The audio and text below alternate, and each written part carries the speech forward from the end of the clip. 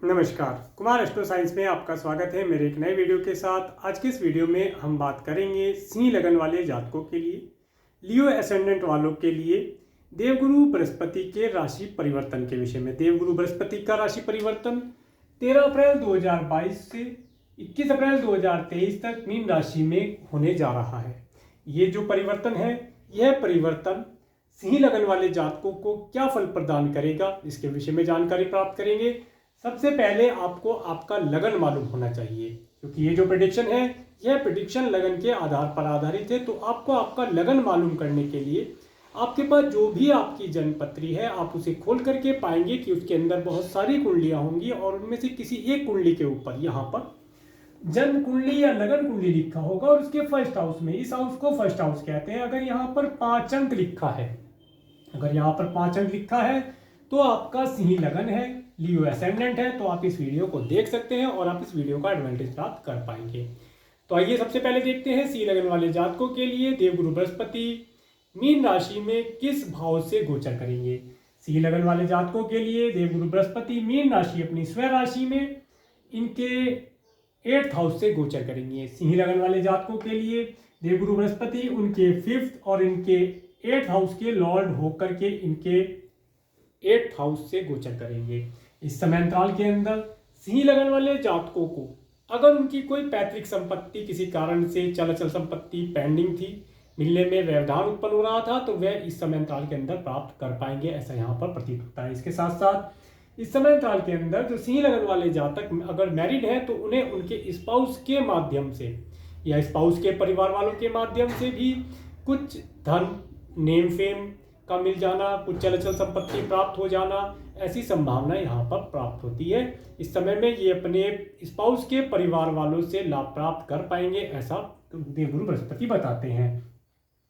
इस समय अंतराल के अंदर जो सिंह लगन वाले जातक हैं, उन्हें अपनी एजुकेशन के लिए थोड़ा हार्ड वर्क करना पड़ेगा। अपने एजुकेशन के लिए केयरफुल रहें और अपनी एजुकेशन के ऊपर पूरा कॉन्सेंट्रेट करके कार्य करेंगे तो लाभ प्राप्त कर पाएंगे।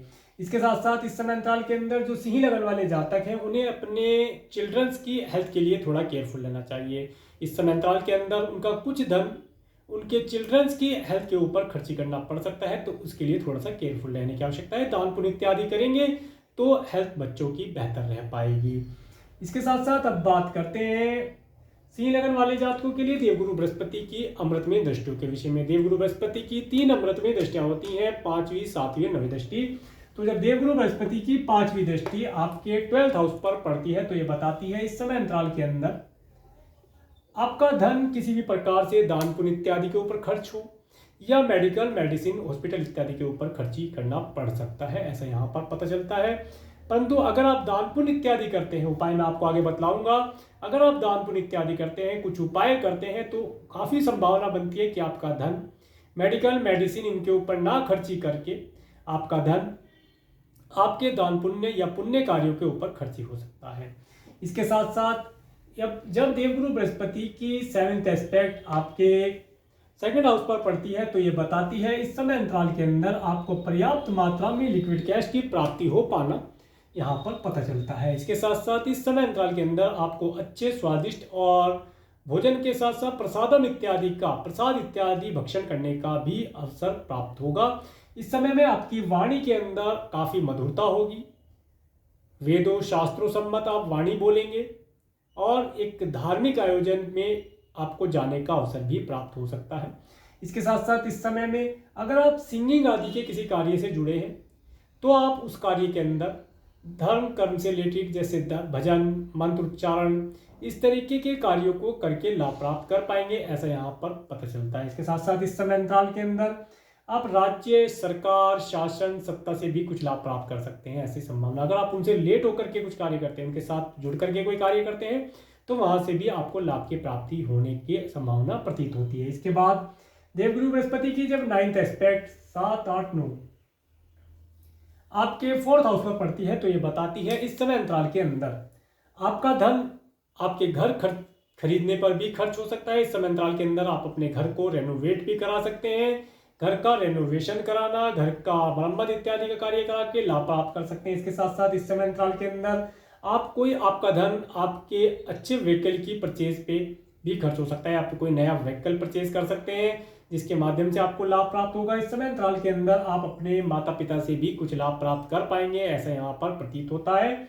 और इस समय अंतराल में आप अपने दिल के अंदर एक पीस का अनुभव, एक शांति का अनुभव प्राप्त कर पाएंगे। कुछ धार्मिक आयोजन इत्यादि करके, धार्मिक अनुष्ठान इत्यादि अपने घर के अंदर करा करके आप शांति का अनुभव प्राप्त कर पाएंगे। समय आपके लिए उत्तम रहेगा और ये समय आपके लिए बेहतर रहेगा। इसके साथ साथ 29 जुलाई 2022 से 24 नवंबर 2022 तक अप्रोक्सीमेटली 119 दिन के लिए देवगुरु बृहस्पति मीन राशि में ही रेट्रोगेट हो जाएंगे। जब देवगुरु बृहस्पति यहाँ पर रेट्रोग्रेट होंगे तो इस समय अंतराल के अंदर जो देवगुरु बृहस्पति की कृपा आपको प्राप्त हो रही है उसके अंदर आप कमी आती देखेंगे। आपके कार्यों में व्यवधान आना, धन का जो लिक्विड कैश की प्राप्तियां समय समय पर हो रही थी उनके अंदर उनकी गति में थोड़ा स्लो हो जाना, गति ब्रेक लग जाना, ऐसी स्थिति आप देख पाएंगे। घर का रेनोवेशन करा रहे थे, रेनोवेशन कराते कराते काम जो 1 महीने के अंदर कंप्लीट होना था उसके अंदर समय अधिक लग सकता है। इस प्रकार की चीज़ें आप देखेंगे।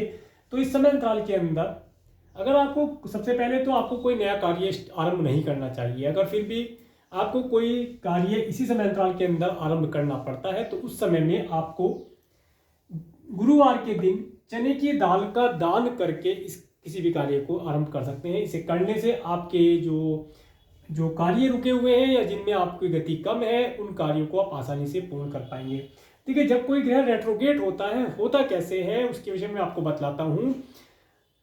यूनिवर्स में सभी प्लेनेट आगे की तरफ मूवमेंट कर रहे हैं, कोई प्लेनेट पीछे की तरफ नहीं जाता है। परंतु जब हम अर्थ पर बैठ करके किसी दूसरे प्लेनेट को देखते हैं जो स्लो मूविंग स्पीड से आगे की तरफ आ रहा है, हमारी ही डायरेक्शन में आ रहा है, तो वह हमें पीछे की ओर जाता हुआ प्रतीत होता है। ये सब प्रतीत होता है। इसे इस तरह से भी देख सकते हैं, जब आप किसी फास्ट मूविंग कार में जो एक ही डायरेक्शन में जा रही हैं, आप फास्ट मूविंग कार में बैठे हैं और एक स्लो मूविंग कार आपकी ही डायरेक्शन में पीछे से आ रही है, तो जब आप फास्ट मूविंग कार में बैठ करके स्लो मूविंग कार को देखते हैं तो आपको ऐसा प्रतीत होता है कि स्लो मूविंग कार पीछे की ओर जा रही है। ये सिर्फ प्रतीत होता है, यह वास्तव में नहीं होता, परंतु इसका रिजल्ट जो होता है ये मैंने आपको बताया, ये रिजल्ट कार्य करता है। तो इस समय अंतराल के अंदर आप इस उपाय को करके लाभ प्राप्त कर सकते हैं और अपने जीवन को सुखद और सुखमय बना सकते हैं। तो ये था लियो एसेंडेंट वालों के लिए, सिंह लगन वाले जातकों के लिए देवगुरु बृहस्पति के राशि परिवर्तन का फल। अगर आपको मेरा वीडियो अच्छा लगा है तो आप मेरे इस वीडियो को लाइक करें और यदि आप मेरे चैनल पर नए हैं तो मेरे चैनल को सब्सक्राइब करें, जिससे आने वाले नए वीडियो का नोटिफिकेशन आपको मिल सके। और मेरे इस वीडियो को प्रेमपूर्वक देखने के लिए, मेरे चैनल पर प्रेमपूर्वक बने रहने के लिए आपका प्रेमपूर्वक धन्यवाद। नमस्कार।